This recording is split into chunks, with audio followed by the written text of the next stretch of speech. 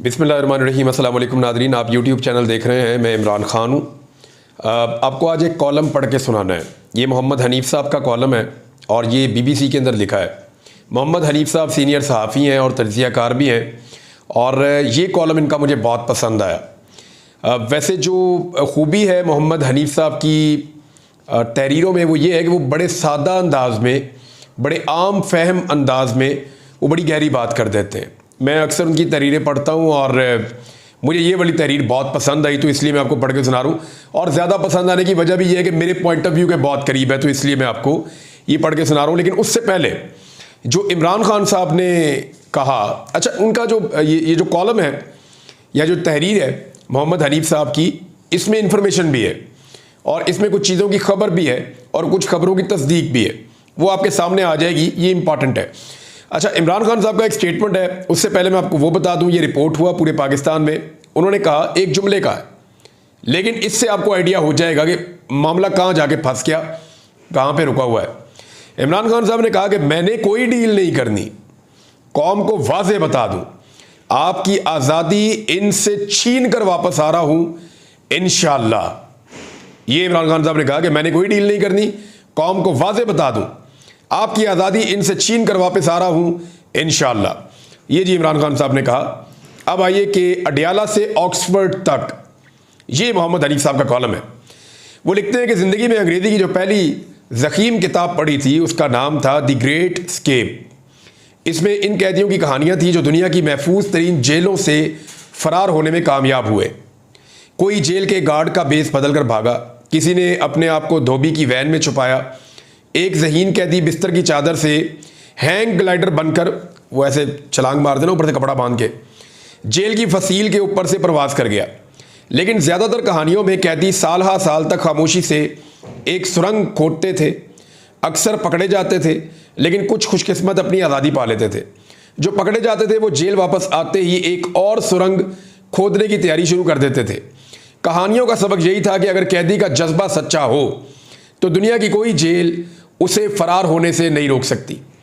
पाकिस्तान के सबसे मशहूर कैदी इमरान खान है और किसी ज़माने में पाकिस्तान की सबसे सख्त जेल मच जेल समझी जाती थी। लेकिन आजकल अडियाला है, जहां पर जेलरों को कैदी से हंसकर बात करने पर गायब कर दिया जाता है। और कैदी का जज्बा ऐसा है कि आपको उनकी सियासत से लाख इख्तलाफ हो, लेकिन उनके जज्बे से उनके सियासी मुखालिफिन भी तंग हैं। जिस तरह इमरान खान ने पाकिस्तान की सियासत में नए अंदाज मुतारफ करवाए हैं, इसी तरह उन्होंने अडियाला जेल से फरार का एक अनोखा मंसूबा सोचा है कि वो ऑक्सफोर्ड यूनिवर्सिटी के चांसलर का इलेक्शन लड़ेंगे। सच्ची बात यह है कि इमरान खान के इलेक्शन में उतरने से पहले ना पाकिस्तानियों को और ना ही इंग्लिस्तानियों को, ज़्यादातर इंग्लिस्तानियों को इल्म था कि ऑक्सफोर्ड के चांसलर का भी कोई इलेक्शन होता है। उनके ऐलान के साथ ही सबको चांसलर के इलेक्शन का ऐसे ही पता चल गया जैसे अब बच्चे बच्चे को इलेक्शन फॉर्म 45 और इलेक्शन फॉर्म 47 के बारे में पता है। फॉर्म 45-47 वाली कहानी तो सबको पता है ना पाकिस्तान में। गोरों के एक कदीम इदारे के भूले बसरे इंतखाब में शामिल होने का ऐलान करके इमरान खान ने उसमें जान डाल दी है। मंसूबा ये नहीं कि इमरान खान अडियाला जेल से सुरंग खोदना शुरू करेंगे और एक दिन ऑक्सफोर्ड के चांसलर के दफ्तर में नमूदार हो जाएंगे। वो रहेंगे जेल में ही, और जैसा कि उनके जानसार समझते हैं, जेल में रहते हुए मजबूत से मजबूत तर, मकबूल से मकबूल तर होते जाएंगे। लेकिन चांसलर का इलेक्शन लड़ने से उनका नाम मगरबी दारुल हुकूमतों में एक बार फिर गूंजेगा। सबको याद आएगा कि वो एक शोराए आफाक क्रिकेटर थे। उनके मद्दाहों को लंदन की पार्टियां, शाही खानदान के साथ मुलाकातें और साबका शरीक हयात जमैमा खान के साथ तस्वीरें दोबारा शेयर करने का मौका मिलेगा। उनके कैंसर अस्पताल का जिक्र आएगा। ये बात भी याद आएगी कि वो पाकिस्तान के साबिक वज़ीर-ए-आज़म भी हैं और उन पर मज़ायका खेज किस्म के मुकदमात चलाए जा रहे हैं। चांसलर के इंतखाब के लिए इमरान खान के अलावा किसी दूसरे उम्मीदवार का नाम भी शायद ऑक्सफोर्ड से बाहर लोग नहीं जानते, लेकिन इलेक्शन होता है, गुमनाम उम्मीदवार भी अपना जोर लगाएंगे। एक बरतानवी सहाफ़ी ने एक कॉलम में इमरान खान के खिलाफ इंतखाबी मुहिम का महाज खोल दिया है। इल्ज़ामात वही है पुराने वाले, सलमान रुश्दी के साथ एक स्टेज पर बैठने से इनकार, तालिबान और उसामा के लिए नरम गोशा और औरतों के बारे में फरसूदा ख्यालात। इन बातों से ऑक्सफोर्ड के इलेक्शन में पता नहीं उनके कितने वोट टूटेंगे, लेकिन पाकिस्तान में यकीनन बढ़ेंगे। अगर वो ये इलेक्शन जीत जाते हैं तो कैदी नंबर 804 को गोरों ने भी अपना लीडर मान लिया, और हार गए तो गोरों की अजली इस्लाम दुश्मनी। इंतखाबात का नतीजा कुछ भी हो, दुनिया को याद आएगा कि इमरान खान एक सियासी कैदी हैं, और गालिबन दुनिया के हसीन तरीन सियासी कैदी जेल की सख्ती बर्दाश्त कर लेता है लेकिन गुमनामी नहीं। तो इमरान खान एक बार फिर मगरबी मीडिया की शाह सुर्खियों में होंगे। जो भी सियासतदान पाकिस्तान की किसी जेल से फरार चाहता है, उसकी सुरंग का रास्ता GHQ से होकर गुजरता है। इमरान खान अपना रास्ता खुद बनाने पर मुसर है, बज़िद है। शायद वो पहले फरार होने वाले कैदियों का अंजाम देख चुके हैं। सियासतदानों में जेल से फरार होने का सबसे ज़्यादा तजर्बा नवाज शरीफ रखते हैं। अटक किला से फरार हो चुके हैं, कोट लखपत से भी, लेकिन इतनी मरतबा फरार होने के बाद वो अपने घर जाती उम्रा में भी अपने आप को कैदी समझते होंगे। अब फरार होंगे तो कहाँ जाएंगे? दूसरी तरफ इमरान खान अपनी सुरंग खोद रहे हैं और कोई जेलर रोक भी नहीं सकता। ये जनाब ज़बरदस्त किस्म का कॉलम लिखा था मोहम्मद हनीफ साहब ने। इसमें आपको सिचुएशन का आइडिया हो गया। और वही बात मैं करता हूँ कि इमरान खान जेल से बाहर आना चाहते हैं। कौन है जो जेल में रहना चाहता है? लेकिन इमरान खान अपने तरीके से आना चाहते हैं। एस्टेब्लिशमेंट भी चाहती है, बाकी लोग भी चाहते हैं कि इमरान खान जेल से बाहर निकले ताकि पाकिस्तान में इस्तेहकाम आए।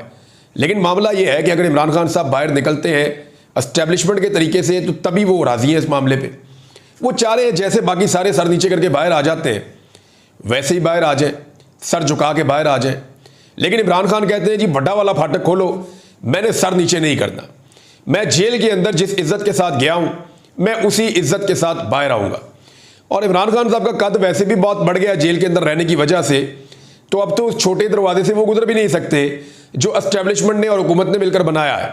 अब इमरान खान के लिए बड़ा गेट या तो खोलना पड़ेगा या कोई और हल निकालना पड़ेगा, क्योंकि पुराने सारे जो आजमूदा नुस्खे थे वो इमरान खान साहब के मामले में बेकार हो गए।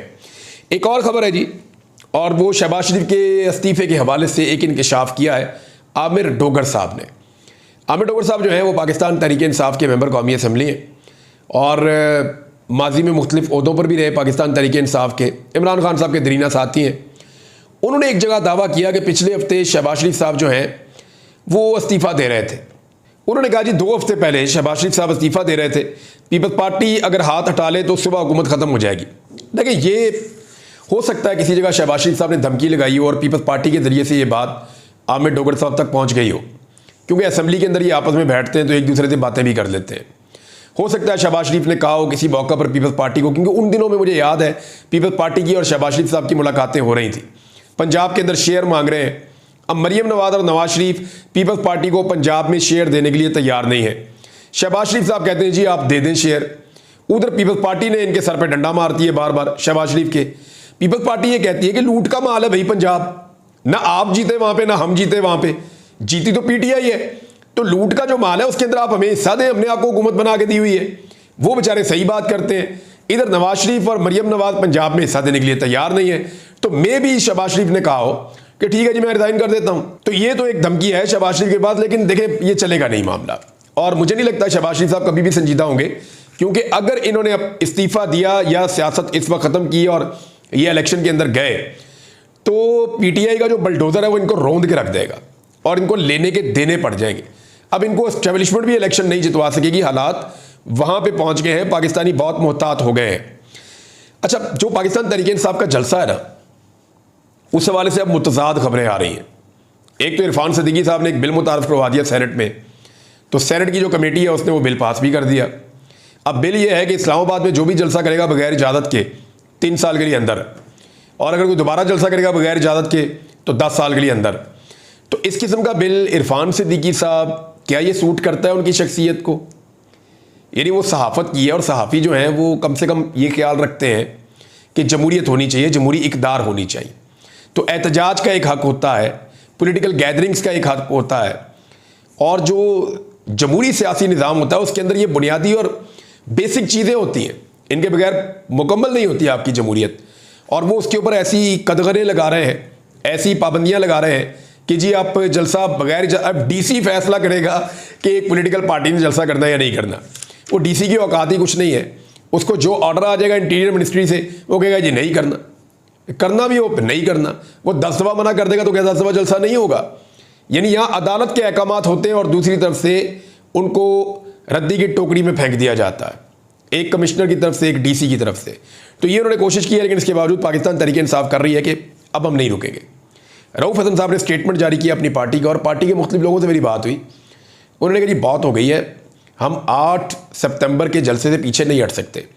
तहरीक इंसाफ का ये दावा है कि इससे पहले जितनी मरतबा वो पीछे हट गए जलसे से, और जितनी मरतबा उन्होंने कंप्रोमाइज़ किया है हालात को और सूरत हाल को देखते हुए या रिक्वेस्ट को देखते हुए, तो अब हम कर नहीं सकते। वो ये कह रहे हैं, वो ये कह रहे हैं कि पब्लिक का इतना ज़्यादा प्रेशर है कि अगर हम नहीं भी जाएंगे तो पब्लिक पहुंच जाएगी और MPs MNAs के घरों का लोग घेराव कर लेंगे अगर हम नहीं जाएंगे।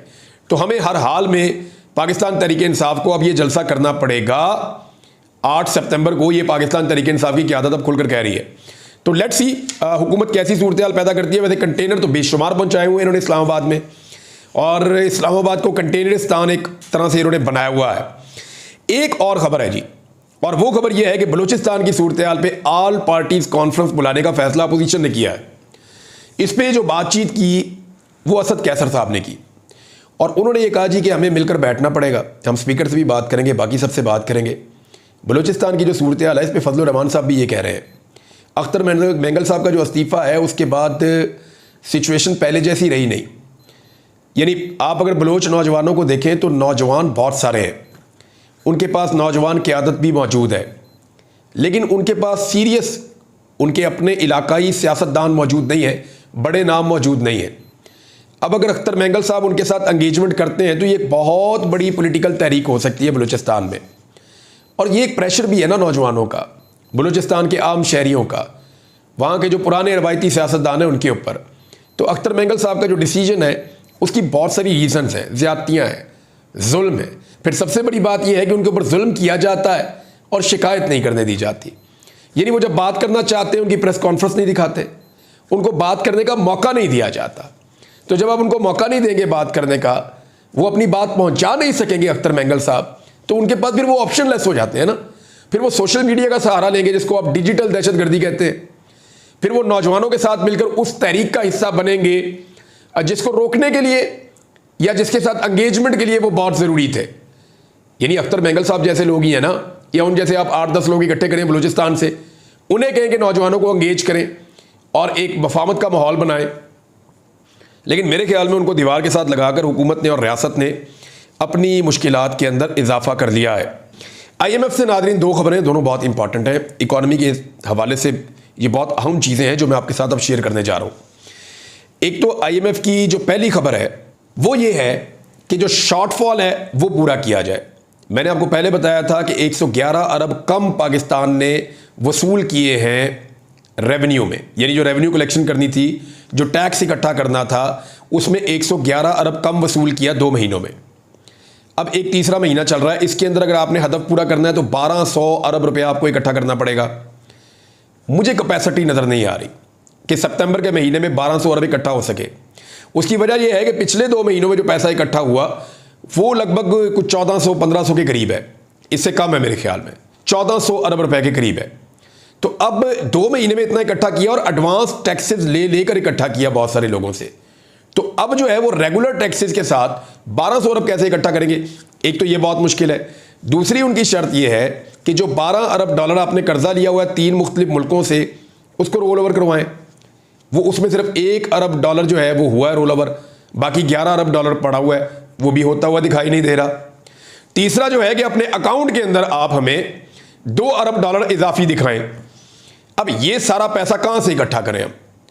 ये तो सारा कुछ ऐसी चीजें बता रहा है जो नामुमकिन है। तो जब ये नामुमकिन है तो फिर ऐसा लगता है कि IMF अब जब पाकिस्तान के साथ दोबारा बैठेगा या एंगेजमेंट करेगा तो नई शराइत के साथ आएगा, और वो जिन नई शराइत के साथ आएगा उनके बाद दबाव ज़्यादा बढ़ेगा पाकिस्तान के ऊपर, पाकिस्तान के गरीब आवाम के ऊपर, तनख्वाहदार तबके के ऊपर और आम पाकिस्तानी के ऊपर। अब तक की जो इतला उसके मुताबिक जो कैलेंडर जारी हुआ IMF का, उसमें बोर्ड के 9 तारीख के और बोर्ड के 13 सितंबर के जो इजलास आने जा रहे हैं उनके शेड्यूल में भी पाकिस्तान का एजेंडा शामिल नहीं है। और अगर ये सितंबर का महीना गुजर जाता है तो डेफिनेटली पाकिस्तान में एक मिनी बजट आएगा, और वो मिनी बजट क्या करेगा उसका हम सबको आइडिया है। नाज़रीन, एक और खबर मैं आपको बताता हूं। पाकिस्तान की फौज का एक झेली इदारा है FWO, उसने अतियात और खैरात की मद में 7 अरब रुपए से ज्यादा बांट दिए, जिनका कोई हिसाब किताब ही मौजूद नहीं है। ये मैं नहीं कह रहा, ऑडिटर जनरल ऑफ पाकिस्तान की रिपोर्ट है।